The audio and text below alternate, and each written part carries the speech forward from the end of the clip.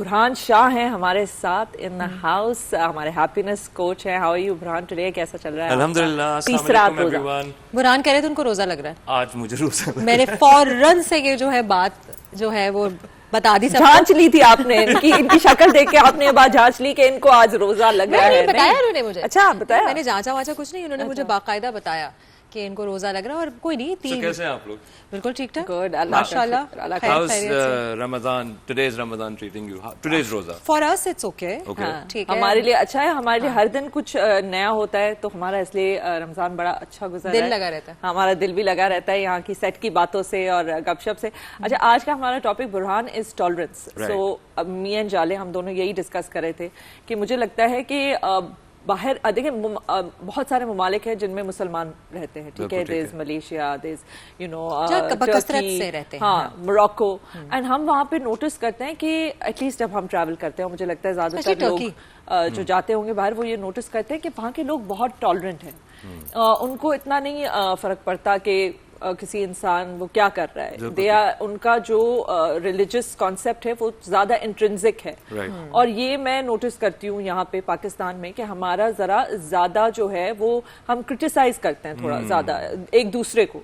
और मुझे लगता है कि ये हमारी शायद नियत बेशक अच्छी भी हो, लेकिन कहीं ना कहीं ये जाके एक बुराई भी बन जाती है, क्योंकि आप इन लोगों को इंस्पायर नहीं कर रहे होते, आप उनको डिमोरलाइज कर रहे होते हैं। सो आई जस्ट, ये हमारा टॉपिक है आज का, टॉलरेंस का, and you being the happiness coach, please take it away. Thank you. Okay, so tolerance की अगर आप उर्दू में तर्जुमा करें तो आता है बर्दाश्त। अंग्रेजी में अगर उसको आप अनपैक करें तो टॉलरेंस का मतलब होता है to accept the other. Exactly, acceptance. You don't need to like someone in order to accept that और एग्री विद दैट पर्सन, या और एग्री विद देम। आप जब किसी के साथ हैं, जरूरी नहीं कि आपको उसकी बात अच्छी ना लगे, मगर आप उसको एक्सेप्ट करना तो सीखें ना। जो आप बात कर रहे हैं, होता यह है कि इसका मतलब ये नहीं कि वो इम्यून है किसी की ग्रोथ से या किसी के बारे में फिक्र नहीं करते।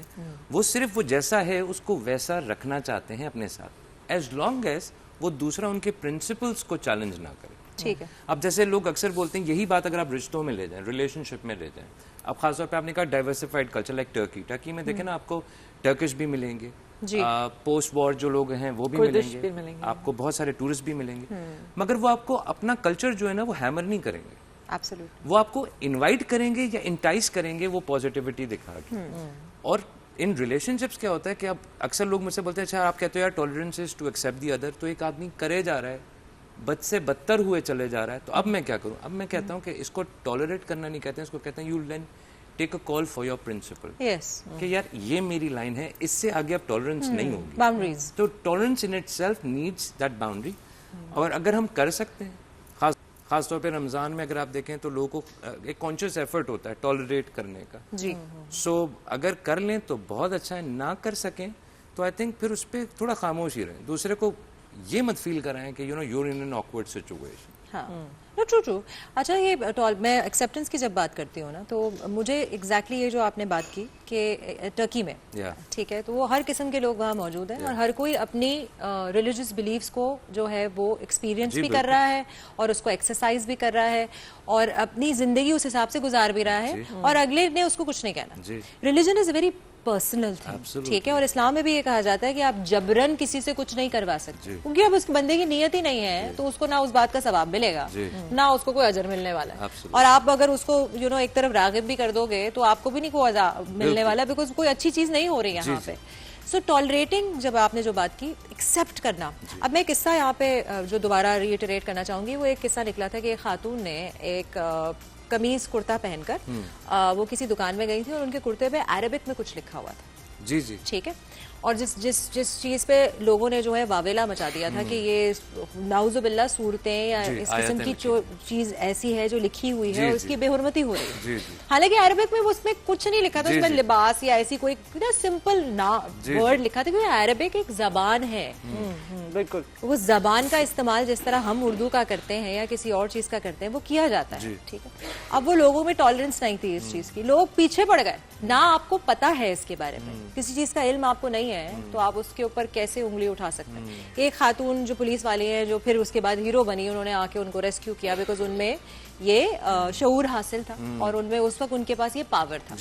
सो ये एक बहुत बड़ी मिसाल है और इस तरह की अनगिनत मिसालें हमारे पास पाई जाती हैं कि बीइंग इनटॉलरेंट टुवर्ड्स समवन जिसको आपको लग रहा है कि वो आपके बिलीफ के खिलाफ। जी जी बिल्कुल, एब्सोल्युटली। और देखिए ना, इधर टॉलरेंस से ज्यादा यहाँ पे बात आ जाती है शऊर की, ला इल्मी की आ जाती है। बिल्कुल। एज अ पर्सन आप जब ग्रो कैसे करेंगे, एक तो हो रहा है ना, आप एज ग्रो कर रही है आपकी नंबर्स के थ्रू। As a person you need to grow when you explore. Islam में जो सबसे ज्यादा अहमियत दी गई है वो एक्सप्लोरेशन को दी गई है। जी, absolutely। मतलब आप इससे अंदाजा लगाएं, नबी करीम सल्लल्लाहु अलैहि वसल्लम की दुआ है, कहते हैं या अल्लाह मेरा आने वाला कल मेरे गुजरे हुए कल से बेहतर हो।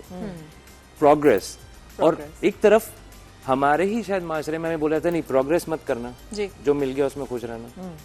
सो हर एक इंसान की कॉनिटेशंस भी डिफरेंट है, उसी को एक्सेप्ट करना मेरे ख्याल से वो उससे बड़ी टॉलरेंस नहीं है।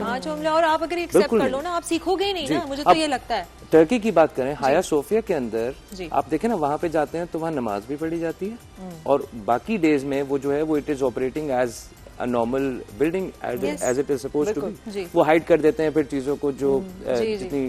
तो Burhan, what is the reason? मतलब मैं अगर ये कहूँ कि जैसे कि मुसलमान सिर्फ पाकिस्तान में तो है नहीं ना, दुनिया भर में है मुसलमान, अल्लाह का शुक्र है, और बहुत सारे ममालिक हैं, उनके अलग अलग कल्चर्स हैं, और यही चीज़ मुझे लगता है कि यहाँ पे बहुत कम है, हमारी टॉलरेंस कम है। हमारी बहुत सारी चीज़ें बहुत अच्छी हैं, बाहर से लोग आते हैं वो कहते हैं कि पाकिस्तानी जो है वो मेज़बान बहुत अच्छे हैं, मेहमान बहुत अच्छे हैं। तो क्या है इसकी वजह, क्या है? क्या ये हमारा कोई आइडेंटिटी क्राइसिस है कि हमें लगता है कि हमें जो है अपनी इस चीज़ को बड़ा जो है ना इन्फोर्स करना है, या हमें हम एक दूसरे को क्या शक की नज़र से देखते हैं?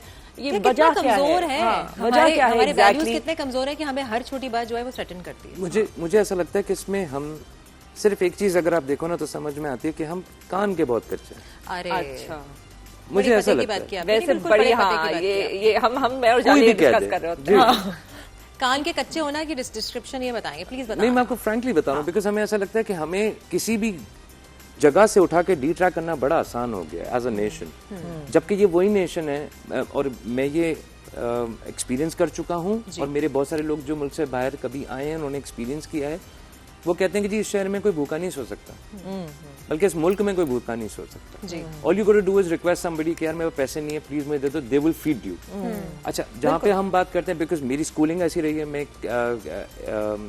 कैथलिक स्कूल से पढ़ा हूँ, मिशनरी स्कूल से पढ़ा हूँ, सो मैंने वहाँ पे भी ये देखा है कि हमें तो कभी मना नहीं किया गया कि उनसे कुछ लेके खाना नहीं है, या उनका पकाया हुआ। मेरा ताल्लुक इंटीरियर सेंस से है, हमारे आसपास में बहुत बड़ी हिंदू कम्युनिटी रहती है, तो उनकी मिठाइयाँ बहुत अच्छी होती थी एंड ऑल दैट। तो हमने वो ट्राई की हैं, खाई हैं, और मतलब फिर मुझे एक साथ एक नैरेटिव आता था कि नहीं आप नहीं खा सकते। हाँ जी। और फिर अगर मैं कहीं ना कहीं अंदर कमजोर होता या मेरा कान कच्चा होता, मैं तो फिर एक नैरेटिव जीना। और बुरहान, अगर आप उनसे पूछें कि क्यों नहीं खा सकते, उनके पास जवाब नहीं होता। एग्जैक्टली। सो ऐसी चीज में मुझे ऐसा लगता है अगर हम लोग सवाल करना शुरू करते हैं, वही जो हमने पहले दिन बात की थी, हमें लोग इन्फॉर्म कर देते हैं और हम चल पड़ते हैं। हमें कम्युनिकेट करना चाहिए। अगर कोई हमसे बोले करो, तो हमें पूछना चाहिए अच्छा ठीक है, करने से फायदा या इसका नुकसान क्या? बेसिक सवाल है।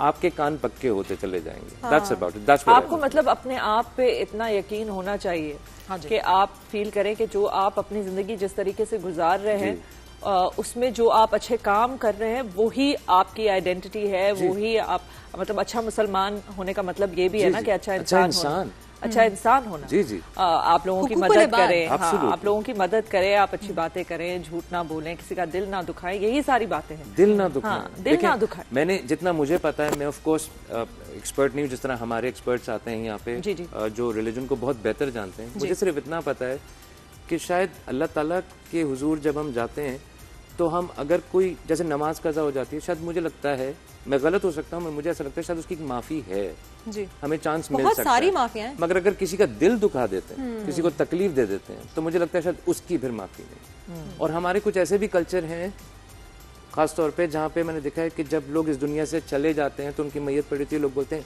अब इनको माफ कर दें। वो जब जिंदा थे तब तो उनको हमने माफ किया। अच्छा, इसमें अच्छा एक और चीज जो मैं जरा सॉरी टू कट यू, आपकी इसी बात को जरा एक्सटेंड करते हुए मैं I would like to bring up अल्फाज का चुनाव।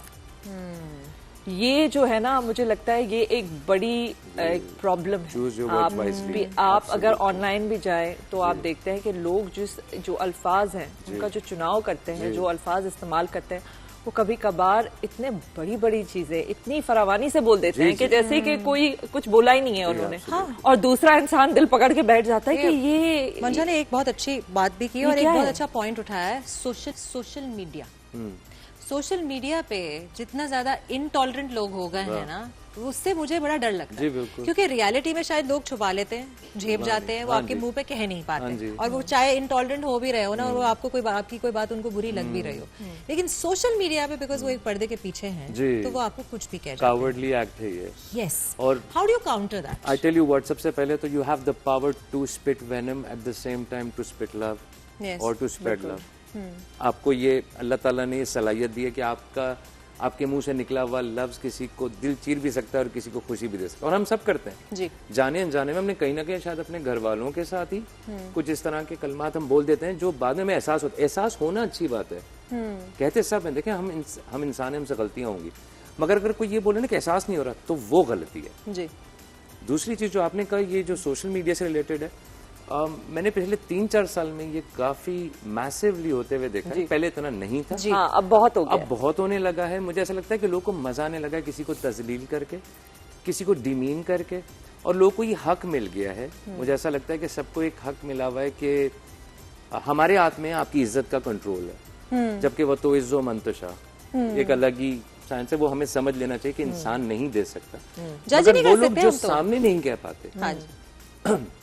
मेरी आखिरी बात है इससे रिलेटेड कि जो लोग सामने नहीं कह पाते, मैं उनकी बातों पे कान भी नहीं धरना चाहता। तो मेरा ये मशवरा लोगों को ये कि अगर कोई आपको फीडबैक देना चाहता है और वो कंस्ट्रक्टिव फीडबैक है, तो वो आपके मुंह पे आएगा, आपको ये बताएगा कि जो तुम कर रहे हो वो बेहतर हो सकता है, मगर ये करोगे तो और बेहतर बनस्बत इसके कोई आके बोले कि बुरहान तुम जिस तरह की बात करते हो वो बात ही गलत है, और बुरहान आगे से पूछे कि कैसे करूं अच्छी बात, तो बोले बस मुझे नहीं पता, तुम्हारी बात ही गलत है।